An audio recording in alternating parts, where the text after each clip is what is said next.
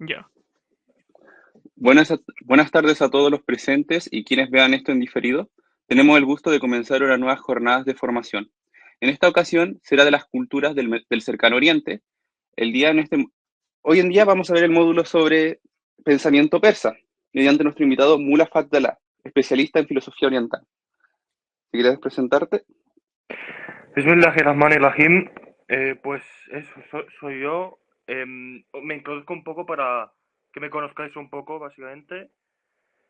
Soy un estudiante de historia anónimo, no diré quién soy exactamente, pero he estado investigando estas temáticas durante un tiempo muy largo y he decidido poder dar una charla en este espacio y doy las gracias sobre todo al anfitrión y a todos los que participan en este programa para darme este pequeño espacio y espero que pueda ser beneficioso y que aprendáis mucho en esta charla. Y en fin, primero de todo, ¿qué entendemos por el pensamiento persa? ¿No? Porque el pensamiento persa, el imperio persa existía desde el año 3000 más o menos antes de Cristo, con los medas, con los elamitas. Estos no eran persas étnicamente, pero eran las primeras civilizaciones que existieron en lo que hoy en día podemos denominar como Persia, ¿no? Y estos fueron los primeros formuladores de lo que podríamos denominar una civilización propiamente dicha. Entonces, diría yo, em, durante el comenzamiento de la edad durante el comienzo de la edad del hierro, los indo-iranios invadieron la zona que está ocupada por los elamitas y por todos estos pueblos y crearon el imperio Meda. Y trajeron consigo una religión que no se sabe muy bien de dónde viene. Los textos avésticos, que son los textos canónicos del zoroastrianismo, describen que la religión zoroastriana se origina en el término llamado Aryan en Paella. Este término no se sabe bien qué es o dónde estaba, pero se cree que está en la región del Jorasán, en la región más o menos donde supuestamente nació el profeta Zoroastro. Habiendo dicho esto, esta civilización se asentó sobre todo lo que es la plana de lo que es el Irán moderno y sobre todo sobre la zona montañosa del sur que sería Shiraz y toda esta área tan extensa, y surgió así el primer imperio aqueménida. Y así se consolidó la identidad persa. Más allá podemos ya hablar, muchos años después de la invasión de Alejandro Magno, de la, digamos, de la consolidación de un canon persa, de un canon zoroastriano, que sería lo que llamaríamos la ortodoxia zoroastriana. La ortodoxia zoroastriana destaca por un dualismo cósmico extremo, es decir, en el mundo existen dos fuerzas básicas, que serían el bien y el mal. Estas dos fuerzas son irreconciliables y son las fuerzas que mueven el mundo tal y como lo conocemos, y las que dan lugar al movimiento dentro de la existencia en sí. Entonces, podemos decir que con la consolidación de esta ortodoxia también surgen todo tipo de movimientos herejes, todo tipo de movimientos del corte dualista, pero que no llegan a ser... no son dualistas absolutos. Tenemos que entender que el zoroastrianismo es una religión que se puede definir un dualismo absoluto en el cual existen dos principios ontológicamente opuestos. Así que en esta presentación analizaremos no solo el dualismo en sí, sino que analizaremos las herejías que surgieron alrededor de la idea del dualismo, que podríamos catalogar entre los gnósticos bautistas, que son los gnósticos derivados del judaísmo rabínico, estos gnósticos, no rabínico, me he equivocado, judaísmo arcaico, es decir, de la tierra de Israel, antes de la destrucción del templo. Estos gnósticos se originan supuestamente de los asirios, que eran una comunidad monástica que existía al lado de el Mar Muerto. El Mar Muerto contaba con una serie de cuevas y de rincones perdidos en los cuales se encontraron una serie de manuscritos que guardaban unas similitudes muy, ¿cómo podemos decirlo? Muy análogas al dualismo, aunque eran manuscritos bíblicos. Y cuando hablamos de estos, hablamos de gente que supuestamente venía del judaísmo, es decir, del pueblo de Israel, aunque estaban en desacuerdo respecto a la ontología básica del judaísmo. Entonces, estas sectas, con la destrucción del templo de Jerusalén, fueron exiliadas a lo que sería la Babilonia parta, la Babilonia de los partos. Y los partos eran un imperio que surgió antes de los sasánidas, que era uno de los imperios que tuvieron grandes confrontaciones con el imperio romano, y ahí, en esta zona de la Babilonia de los partos, con el surgimiento ya del imperio sasánida, se consolida una gran comunidad que podríamos denominar un mare magnum de todo tipo de culturas y de creencias. Con el surgimiento de esta gran comunidad, que sería sobre todo en el sur de Irak y en la Mesopotamia, podríamos definir que surge, primero de todo, la iglesia del Este, nicena, con grandes teólogos como Teodoro Barconay y como podría ser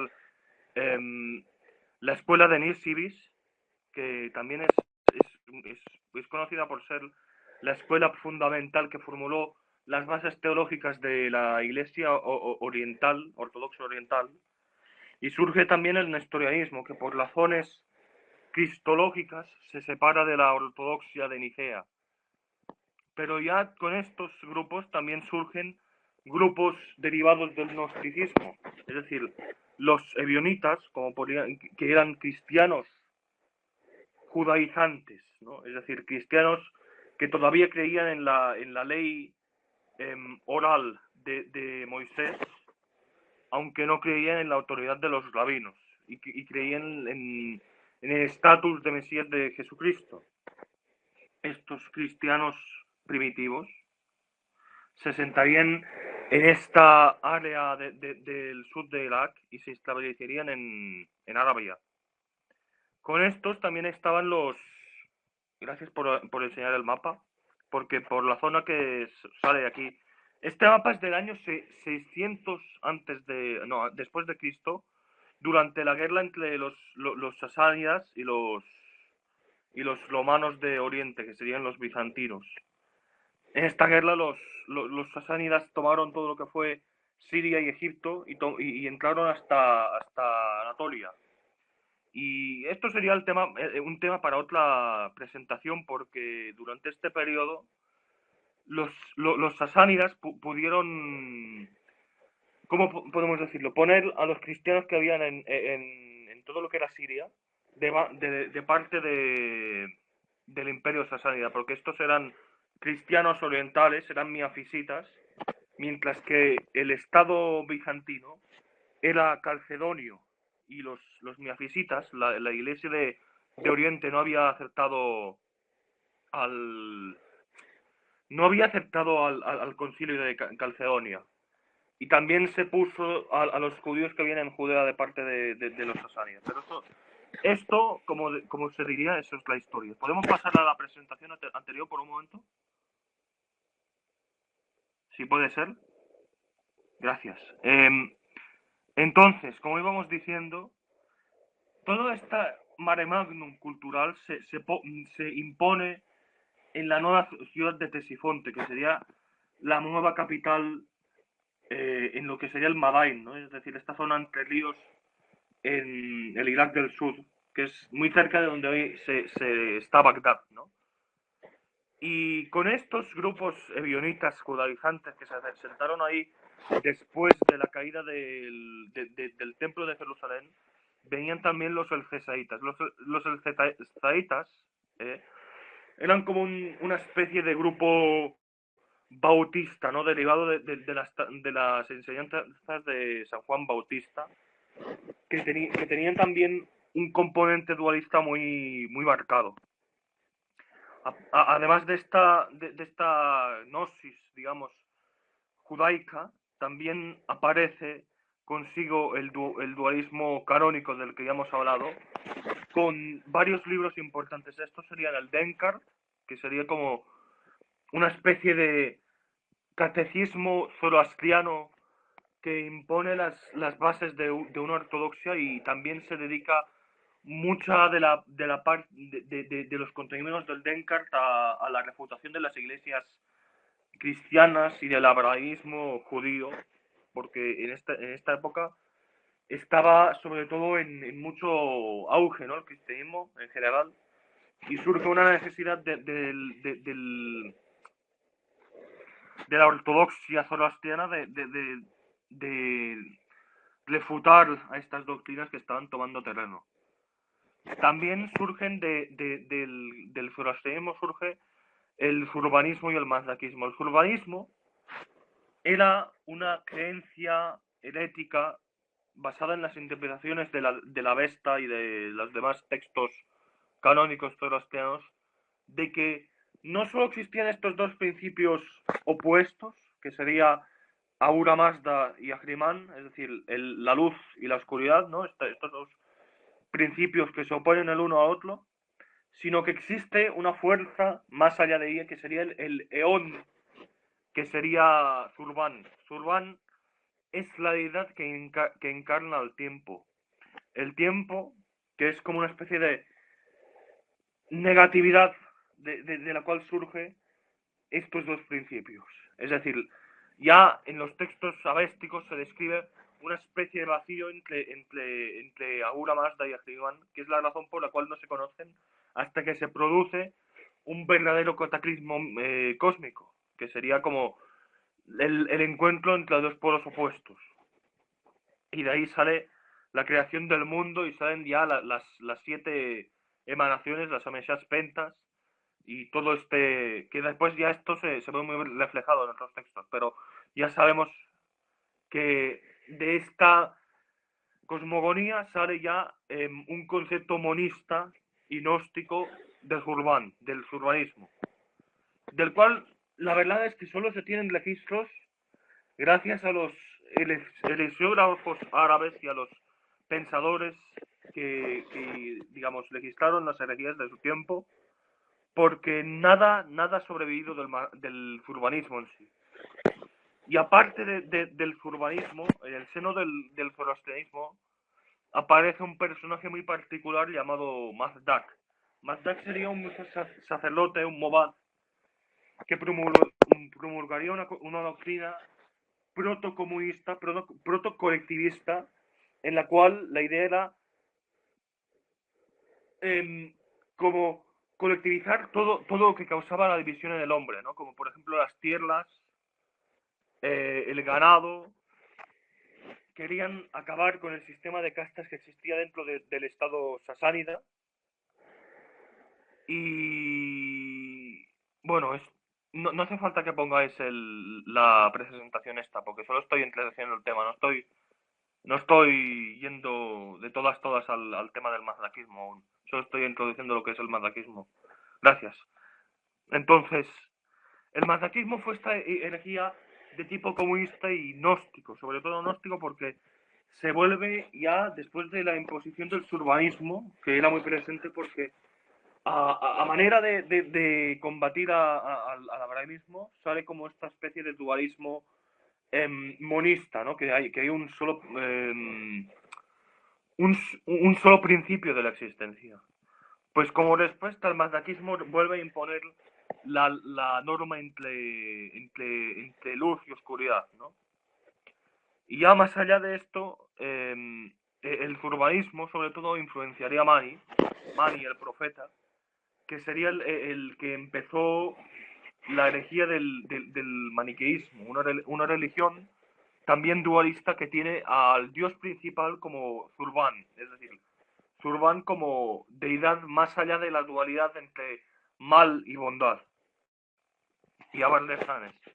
Bardesanes fue un escritor de la Siria del siglo II que estuvo condenado por las autoridades eclesiásticas por también apoyar a una especie de dualismo extremo, pero que lo reconcilió, sin embargo, con el canon bíblico. Otro punto candente del pensamiento y de la dialéctica filosófica de la Persia de esos años era Gondeshapur. Gondeshapur, aparte de tener una gran comunidad cristiana, que sería de los cristianos del este, es decir, los noicenos, también fue el sitio donde se hicieron grandes avances médicos y técnicos y también se tradujo mucho de lo que sería el canon helenístico, es decir, el helenismo, todo lo que es Platón, Plotino, el platonismo, el aristotelismo, todo lo que es, digamos, todo este canon filosófico se traduce y tiene una influencia capital para después para la formación de las herejías mazdaquitas, porque por ejemplo, con el mazdaquismo, muchos de los detractores de Mazdak decían que es que el mazdaquismo era una especie de herejía epicurea, ¿no? Es decir, que era una herejía que ponía por encima de todo escapar de los sufrimientos y de las pestes del mundo. Y aparte de esto, tuvo una influencia capital en el maniqueísmo, porque ya veremos después cómo se desarrolla la cosmogonía del maniqueísmo, pero tiene muchos parecidos fundamentales con el helenismo y con la filosofía helénica. Ya después, con la llegada del Islam a las tierras digamos, de Persia y de Mesopotamia, sería muy importante la traducción de estos trabajos al persa y después al árabe. ¿Podemos pasar? Esto es, digamos, el mapa que hemos enseñado antes. Se puede ver que este mapa yo lo he escogido porque es el punto en el cual el imperio sasánida estaba en su punto de extensión máxima. Es decir, desde el Valle del Indo, que aquí se le trata como Macrán, y como toda esta zona de, digamos, ¿cómo se llamaba? No me acuerdo el nombre. Fergana y digamos, no me acuerdo del nombre, la verdad. ¿Cómo se llamaba? Este valle del Indo fue muy importante porque uno de los valles que había por aquí, en la zona de Peshawar, del Pakistán moderno, estaba uno de los mayores centros religiosos del budismo. Ahora me acuerdo, Gandhara, el budismo de Gandhara, que también indirectamente influenció mucho al maniqueísmo. Es decir, el budismo de Gandhara, muchos de lo que hoy en día conocemos como los escritos canónicos del budismo se desarrollan en esta zona de Swat, digamos, del Hiben Pakhtunkhwa, de todo lo que sería esta zona extremadamente aislada digamos, de Pakistán, de lo que hoy en día es Pakistán. Por ahí pasaban precisamente los comerciantes que iban ahí por la ruta de la seda. Dicho esto, no solo la zona de la que hemos hablado, es decir, no solo la Mesopotamia, sino que también Gondeshapur, que está por la zona de Sustar, sino que también todo lo que es Isfahan y ya de ahí lo que es Khorasan y ya Gandhara en sí, estaba muy plagado de todo tipo de sectas religiosas y de, digamos, de movimientos religiosos de todo tipo. Es decir, el budismo tuvo una influencia muy importante también en la creación de las sectas gnósticas. Podemos pasar. A ver, el gnosticismo bautista, yo, a ver, no es como tal un grupo en general, porque algo que no me he olvidado de decir es que el gnosticismo nunca se organizó como sectas, no se organizó como un movimiento sectario organizado que fuera en grandes grupos, no es como en el sudismo, que existe, digamos, las cuatro escuelas de pensamiento y existen varias escuelas de pensamiento también, existen el asarismo, el azarismo, no. En el gnosticismo existieron varias sectas que estaban completamente por su mismo pie, ¿no? Es decir, que no tenían ninguna relación intrínseca, pero juzgando por sus creencias básicas, yo he puesto a un grupo de sectas dentro de un grupo más general porque por ciertos hechos compartidos se parecen, ¿no? Se parecen, tienen los mismos cánones y tienen las mismas creencias. Entonces, surge primero el grupo de el Zasai. El Zasai era un hereje o un líder gnóstico que no se sabe muy bien de dónde sale, pero se sabe que era de ascendencia judía y que uno de las creencias básicas que tenía era el guardar las leyes del judaísmo.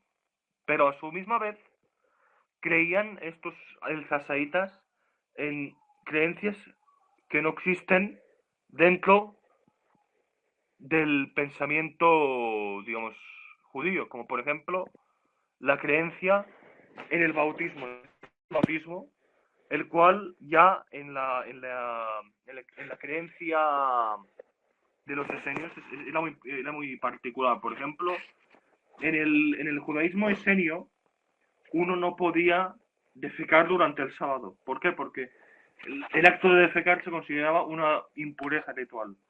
Los judíos ortodoxos no creían en esto, pero los elcesaitas y los esenios creían en todo este tipo de gran número de cosas y de rituales que se tenían que hacer para no caer en la impureza de no caer en la impureza del cuerpo. Y esto viene ya también relacionado de alguna manera con el dualismo y con la negación muy demarcada del mundo que tenían, ¿no? Es decir, para el judío, el cesaíta, el mundo era completamente negativo.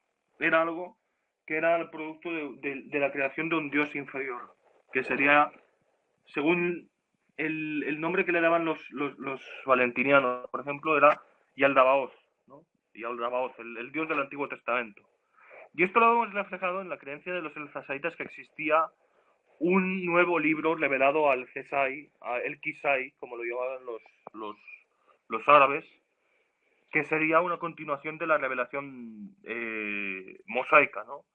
Y a su misma vez eh, existía también una creencia en una especie de demiurgo con rasgos muy fisiológicos, muy físicos que tenía que ver mucho con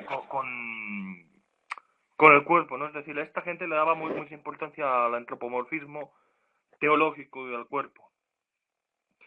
Y también cabe destacar que de los sassaitas no sabemos casi nada, si no fuera por los trabajos del apologeta sirio, que fue Teodoro Barconay, y a Ibn al-Nadim. Es decir, los sassaitas que nosotros sepamos no dejaron ni una sola escritura, no sobrevive nada de ellos, por lo tanto solo podemos saber sobre ellos por las escrituras que dejaron los heresiógrafos de su tiempo, los apologetas de su tiempo, de la misma manera que con Mani solo podemos saber algo por lo que por lo que dice Agustino, ¿no? Por ejemplo. Y bien, los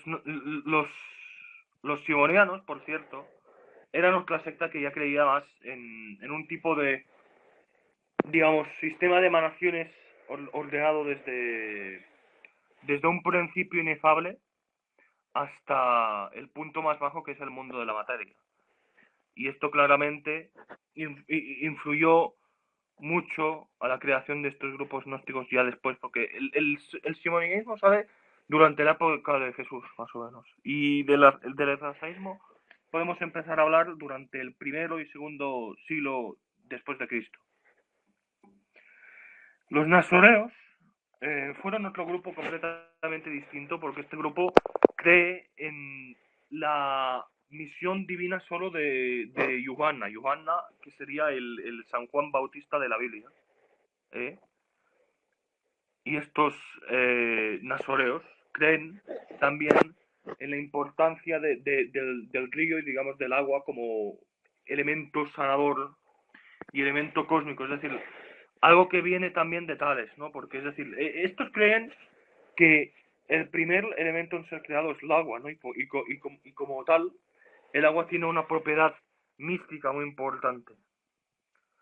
Estos también creen en un sistema dualista cosmológico, en el cual existe Higher Labbi, que es como la deidad suprema del nazoreísmo, del mandaísmo, el cual es un dios completamente abstracto, pero ya de ahí ya surge un principio del bien y un principio del mal. Como sería Haya Kadmaya, que es como el spiritus vivens del mandaísmo, y Tibil, que sería como el leviatán de esta religión. De esta religión los llamamos nazoreos porque se hacían llamar a sí mismos nazoreos, pero hoy en día todavía existen y se hacen llamar mandeos o mandeístas, ¿no? Es decir, y son un grupo que todavía existe en el sur de Irak. Este grupo se destaca digamos, por no solo creer que ya el Dios del Antiguo Testamento es un ser maligno, sino que condenan expresamente a Jesús, es decir, creen que Jesús era un profeta falso, y también creen que Caín y Judas y otros enemigos o antagonistas del Antiguo Testamento eran más bien personas que eran buenas y que eran santas. De este grupo, ellos mismos creen que son descendientes de los judíos que fueron expulsados durante la caída del templo, la cual ellos atribuyen falsamente a Jesús. Y dicen que se asentaron en Harlan. ¿Qué pasa en Harlan? En Harlan fue una de las más importantes bases y sitios más importantes para la creencia en el hermeticismo, ¿no? En el hermetismo, que fue la escuela que dejó Hermes Trismegisto. Y con esto viene un punto muy importante, que es la creencia que tenían todos estos grupos en la figura de Set, o de Agathodemón, o de Hermes Trismegisto, ¿no? Es decir, esta persona se considera una especie de ser de luz que da la gnosis y que le da a sus discípulos una serie de enseñanzas que son importantes para la salvación y para el conocimiento de un sistema gnóstico como tal, ¿no? Es decir, porque es importante decir que la razón por la cual los gnósticos se denominan gnósticos es porque creían que lo más importante soteriológicamente es el conocimiento de estas verdades ocultas en los textos sagrados. Podemos pasar porque, bueno, quería enseñar el diagrama que sale ahora. Básicamente lo que hemos dicho, que en la cosmología nazorea existe primero de todo un mundo divino, un mundo luminoso, sobre el cual se yergue la deidad suprema de Higher Labbi. Higher Labbi da lugar a la creación de una míriada de seres de luz que con la excusa digamos, de luchar contra el mal van creando más y más seres, lo cual lleva a la creación del mundo material y a la creación digamos, de todo lo que es la cosmogonía y el drama entre el ser humano y entre el dios de la luz, ¿no? Y entre el dios malvado, que sería en este caso, em, no me acuerdo de su nombre, creo que era Tíbil, sí, porque es como una especie de leviatán. Algo muy importante es que estos gnósticos mandeos creían también en la propiedad mística de las letras, que ya esto viene más de una raíz hebrea, porque los mandeos tienen dos sistemas de escritura, el propiamente dicho mandeo y ¿cómo se llamaría? El hebreo cuadrado, ¿no? Es decir, el cuadrado, que sería como el que en hebreo se denomina, ¿no? El mandeísmo, como estábamos diciendo, cree en un principio fundamental que sería el Higher Rabbi, que a su vez emana una serie de dignatarios y de seres de luz, y entonces ya da lugar al mundo material como excusa para combatir a la oscuridad. Bueno, ya está esto. ¿Podemos pasar? Porque quería enseñar lo que hay después de esto. Vale. Este diagrama es sobre, digamos, la cosmología simoniana, y yo creo que es un buen caso paradigmático para entender la gnosis y el pensamiento gnóstico de los mandeos. Es decir, aquí podemos, de los mandeos, de los gnósticos, aquí podemos ver, primero de todo, un principio universal que le da lugar a una especie de punto universal, el cual podemos interpretar como el intelecto universal sobre el cual todos los poderes y todos los atributos se concentran. De ahí sale la multiplicidad, que sería la mente universal, ¿no? La mente universal que da lugar ya al alma. El alma, que sería como el antropos cósmico. El antropos cósmico es la conjunción de todas las almas puestas juntas, ¿no? Es como todo el arquetipo cósmico de la humanidad. El Adam Kadmon, como lo dirían los cabalistas. ¿Podemos pasar? Bien. A la hora de hablar del mazdaquismo, se presentan dos grandes dificultades. Primero de todo, es la falta de fuentes, ¿no? Es decir, los mazdaquistas no dejaron ningún tipo de fuente escrita o fuente oral tampoco, porque tampoco existen como secta ya. Y de ellos solo sabemos por los heresiógrafos musulmanes y por digamos, por el Davistani Mazahib, que es un libro que detalla varias religiones existentes en la India de los mogales del siglo XVI. El mazdaquismo, por lo que sabemos, fue una derivación extrema del zoroastrismo y una reformulación del dualismo cósmico. Mazdak, que fue un sacerdote zoroastriano, fue un reformador social también, que vio el declive social que existía en la Persia sasánida de esa época, causado en parte por la dominación de las castas que habían en esa época, que eran el clérigo y la aristocracia sasánida, y como tal propuso una serie de pensamientos que iban en contra de la ortodoxia zoroastriana.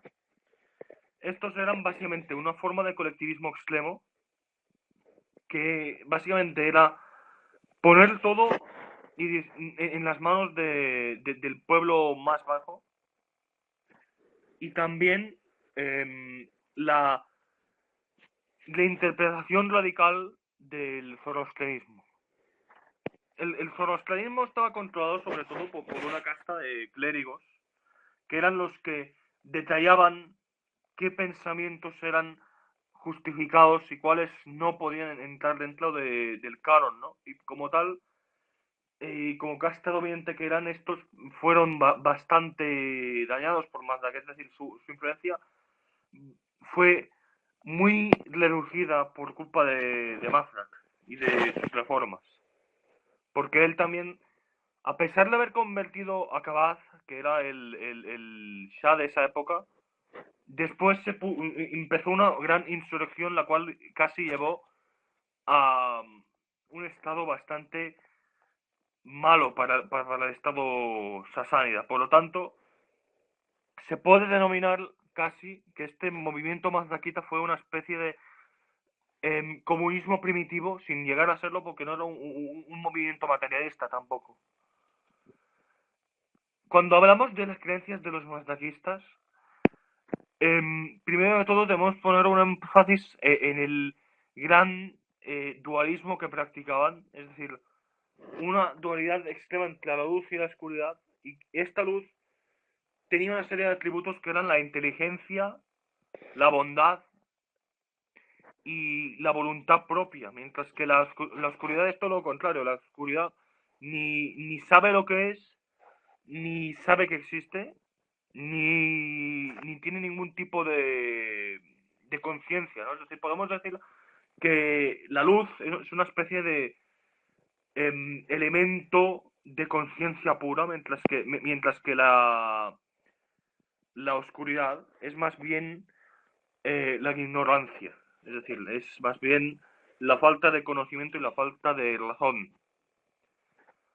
Las dos esencias estas que crean el mundo se mezclan según los analistas sin ninguna razón aparente. Es decir, este cambio simplemente pasa porque pasó. Es decir, no existe ninguna explicación, no existe ningún tipo de drama cósmico en el cual se explique por qué pasó esto, simplemente pasó y como dio lugar al surgimiento de la multiplicidad propiamente dicha.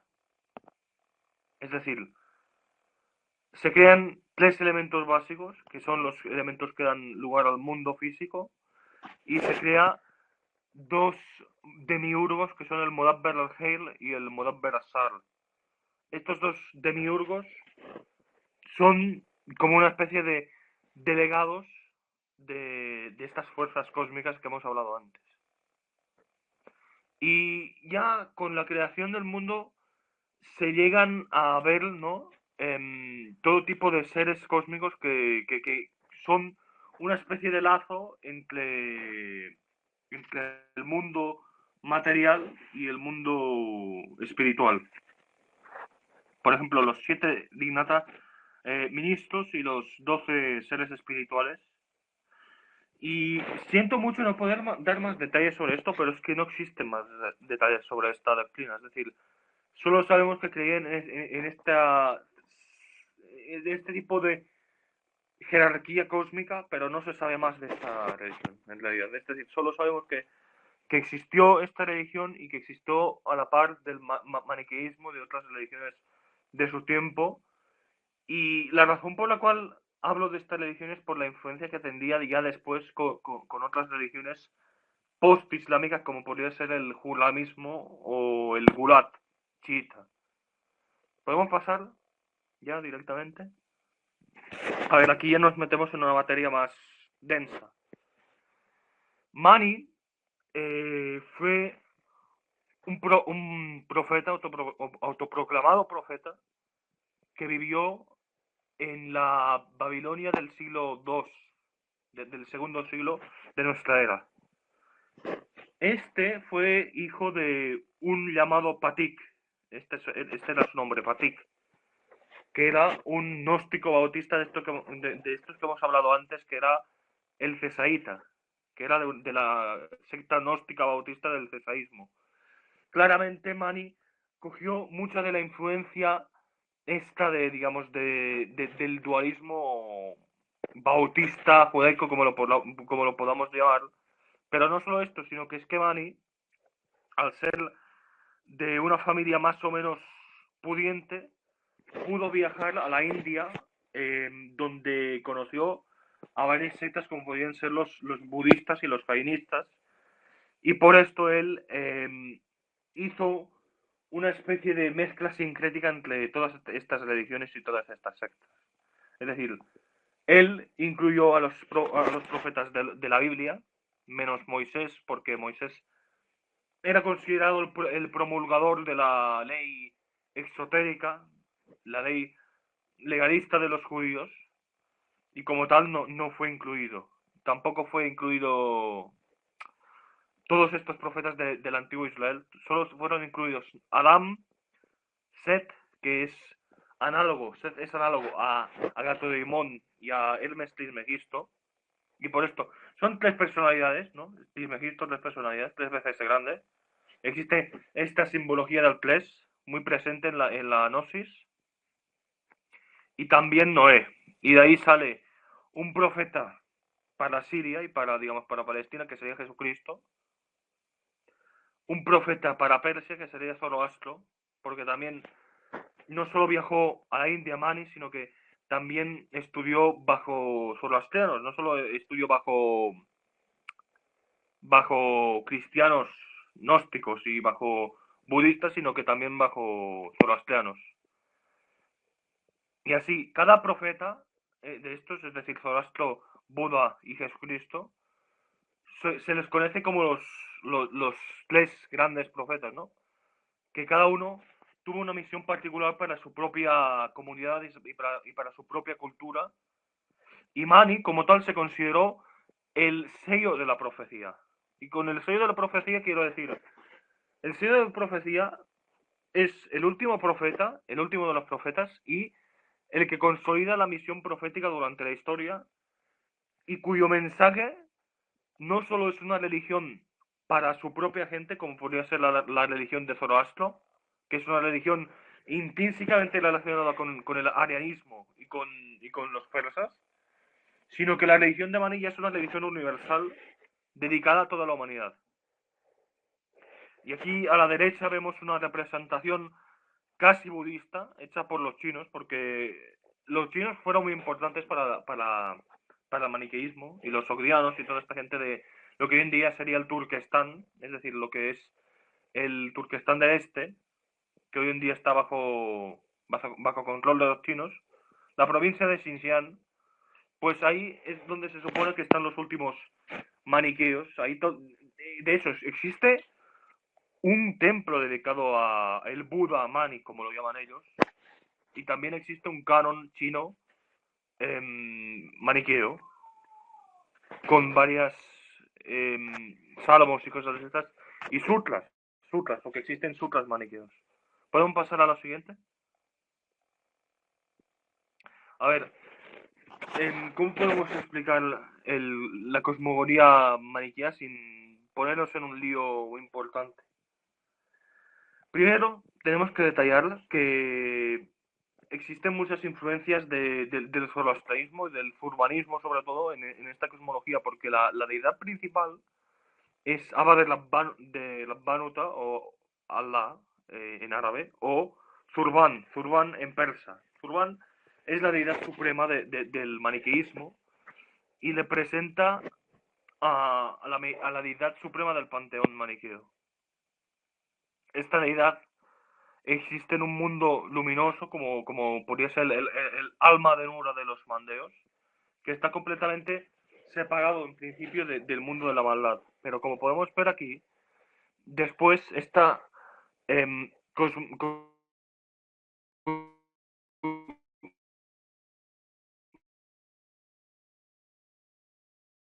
esta cosmogonía sucede cuando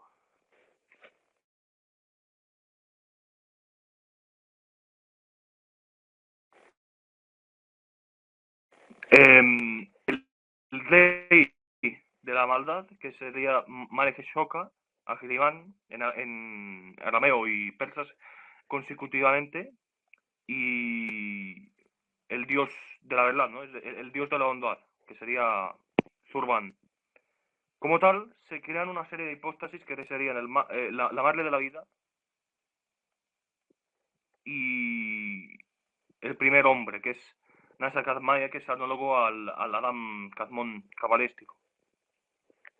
Esta Sofía podría compararse con el Nus neoplatónico, y el primer hombre se podría comparar con con la alma universal del platonismo.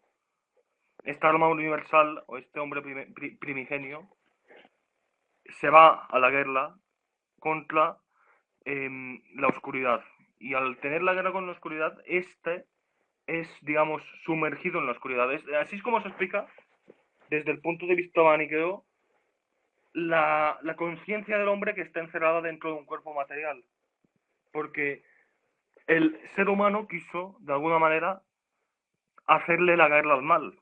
Y como tal quedó sumergido y tuvo la experiencia del mal. Es decir, conoció al mal, de alguna manera u otra. Como remedio a este desastre cósmico, que es el sumergimiento de Nasa Kazmaya en, en el mar de la maldad, surgen otra hipóstasis de seres divinos. En esta segunda hipóstasis se crean varios intelectos, para ser completo, tres, que serían el amigo de la luz, el gran constructor y el Spiritus Vivens. El Spiritus Vivens es la Ruja Jaya, que vendría a ser los lazos que vienen a liberar al primer hombre de las garras de la materialidad de Ahriman. La madre de la vida y el espíritu viviente asumen el rol de dos demiurgos que interactúan directamente con el mundo material, entonces. Así se explica en el vocabulario maniqueo la conexión entre el mundo espiritual y el mundo material mediante la madre de la vida y que sería Spandarmat o y el espíritu viviente que sería Ruja Jaya en arameo.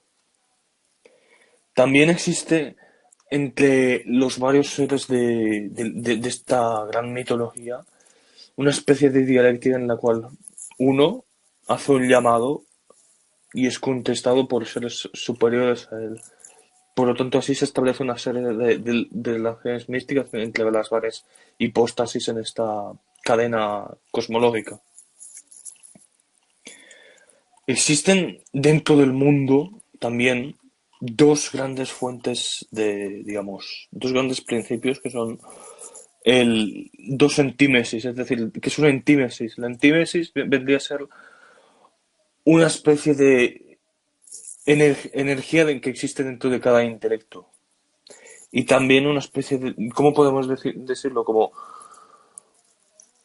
una voluntad que existe dentro de estos seres, ¿no? Es decir, esta entímesis vendría a ser como una representación de la voluntad del ser místico dentro de estas hipóstasis maniqueas. ¿Podemos seguir?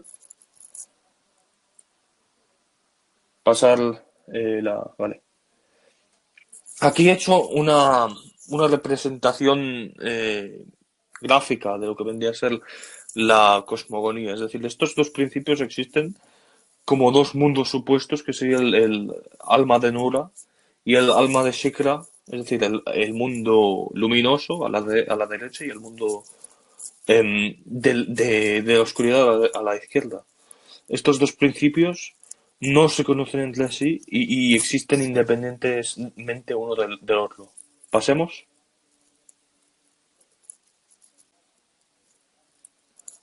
Entonces, estos dos principios, es decir, el mundo de la luz y el mundo de la oscuridad chocan y crean el gran drama de la multiplicidad cósmica, es decir, el gran desarrollo que vendría a ser la creación de todos los seres místicos que vienen después y ya en términos del mundo material. Y estas dos imágenes que he usado es una imagen de Ahura Mazda luchando contra Agriman y Zurban. Zurban es este ser con una serpiente y sentándose sobre encima de la bola del mundo, ¿no? Es decir, es así como se representaba Zurban en la mitología zurbanita digamos, de la antigüedad tardía. ¿Podemos pasar? En el maniqueísmo, y como hemos visto antes que en otras tradiciones gnósticas existen mucho las tríadas, ¿no? Es decir, tres tipos del mismo ser, ¿no? Es decir, tres tipos de la misma existencia. em, en el maniqueísmo existe el Yisho Siwa, o el Jesús el luminoso, que es como una especie de ser que contiene toda la intelección emanada de Zurban mismo, del Dios Supremo, y que en su término es el que se manifiesta ante Adán y lo persuade de seguir la gnosis. Entonces existe Jesús, el profeta, que se vendría a ser el Jesús histórico, ¿eh? que no, que a diferencia del Jesús de la iglesia ortodoxa nicena, es decir, de la iglesia ortodoxa en general, no posee en sí un cuerpo material, sino que es más bien un simulacro de luz, es como una especie de em, hombre luminoso, como vendría a ser también otro ser que existe en el mandeísmo, que vendría a ser el Atma Katmaya. Es decir, está todo conectado, ¿no? Es decir, vemos que en este caso el Jesús profeta es una especie de ser de luz. Y como tanto, como ser de luz, no tuvo ningún padecimiento físico y no fue crucificado. A diferencia de la narrativa bíblica ortodoxa, en la cual Jesús de hecho es crucificado y su sufrimiento en la cruz es lo que redime al mundo. En el maniqueísmo este concepto no existe propiamente dicho. Y se puede comparar con la doctrina cristiana del docetismo, que fue una doctrina que venía a decir que el Jesús no tenía ningún tipo de integridad física, sino que era más bien como un simulacro de luz, un ser de luz que era portador de la luz de Dios y que su visión material no era más que eso, una visión, es decir, un simulacro o una especie de, ¿cómo podemos decirlo? Como un miraje en un desierto, es decir, que no tenía una sustancia propia y que por lo tanto, por esto, es Jesús Dios, según el esta forma de pensar dentro del cristianismo. Después existe el Jesús sufriente, que vendría a ser una especie de encarnación de la voluntad y del sufrimiento colectivo que existe dentro del mundo, ¿no? Es decir, el Jesús patibilis, o el Jesús sufriente, es la representación de Jesús en la cruz, básicamente. Y siendo la representación de Jesús en la cruz, es también la representación de todos los sufrimientos del mundo. Y bueno, podemos pasar, porque esto es todo lo que se tiene que decir sobre Jesús. En fin, estas dos tablas, ¿no? Son la representación china de la cosmogonía maniquea, y aquí podemos observar, se puede observar a Zurban en el tope y podemos ver a los seres de luz descendiendo, y ya desde ahí podemos ver que la lucha entre la maldad y la oscuridad lleva a la creación de 8 cielos son hechos de la carne de los demonios, como hemos visto en la descripción cosmogónica que hemos dado antes. La cosmogonía se desarrolla como un desenvolvimiento entre la luz y la oscuridad y una lucha eterna entre estos dos principios.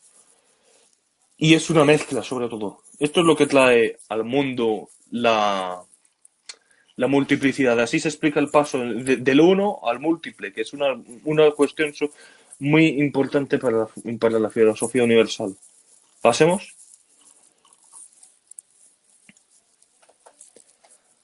Aquí he resumido como buenamente he podido la cosmogonía maniquea.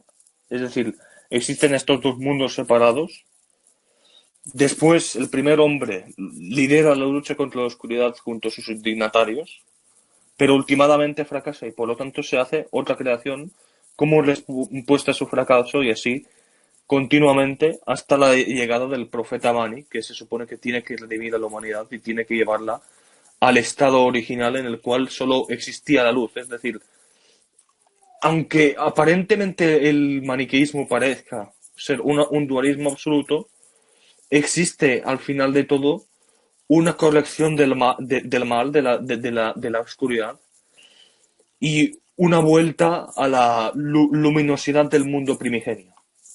¿Podemos pasar? podemos ver que, como hemos detallado antes, el Nasa Kadmaya viene con una serie de dignatarios que son 5 seres espirituales y a su misma vez la deidad suprema en el maniqueísmo, Roshan Penal o Surban, tiene también 5 dignatarios a su lado, ¿no? Tiene 5 mundos o 5 seres de luz a su lado. Y estos 5 seres de luz se ven reflejados en otras religiones y en otras cosmogonías, como podría ser en el budismo tibetano con los 5 Budas de la creación, ¿no? Es decir, estos 5 Budas que ejercen el rol de 5 principios fundamentales que llevan a la formación de la creación en sí. Se hacen llamar, lo acabo de mirar, de hecho, se hacen llamar los 5 Tathagatas, los Panch Tathagata, que serían como básicamente 5 emanaciones primordiales. Así podemos establecer la correlación que existe entre varias sectas gnósticas, porque también existe esta concepción de los 5 principios en el gnosismo, pero también lo hemos podido ver en el mazdaquismo, ¿no? Que también fue influenciado por el maniqueísmo. Y esto es todo. En fin, también hay la referencia de los 5 principios en el Evangelio apócrifo de Santo Tomás. ¿Podemos pasar? Esto es un diagrama que he encontrado online que detalla toda esta cosmogonía como la batalla eterna entre 2 principios, ¿no? Y si pasamos a la siguiente, aquí podemos ver que existe una dialéctica, ¿no? Es decir, existe un movimiento de 3 partes en el cual se hace toda la creación. Es decir, primero existe la separación completa entre 2 principios, su mezcla, que es, digamos, el drama cósmico, y después viene ya la redención, que sería un retorno a la luz primigenia. ¿Podemos pasar?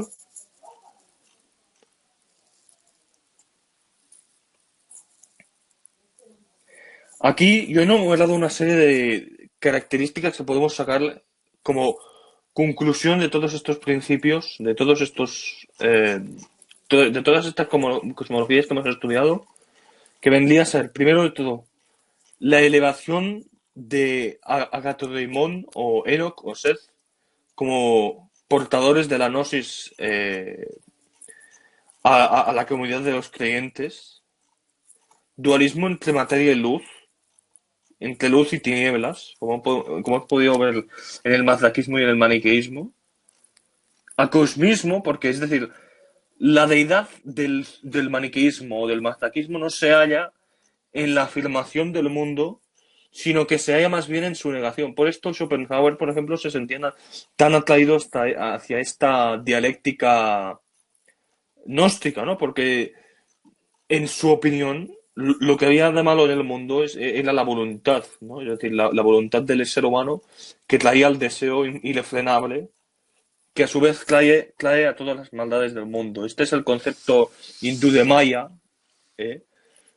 Y este es el concepto también hallado en el budismo, ¿no? De que que el deseo es la raíz del mal y como tanto, todo el mundo material está construido a base del deseo, de alguna manera u otra. Y para superar este deseo uno debe ir a la fuente de la existencia, que es este Dios más allá del ser, más allá de lo que es, digamos, material y más allá de lo que es hasta incluso la causa propiamente dicha en un sentido aristotélico, ¿no?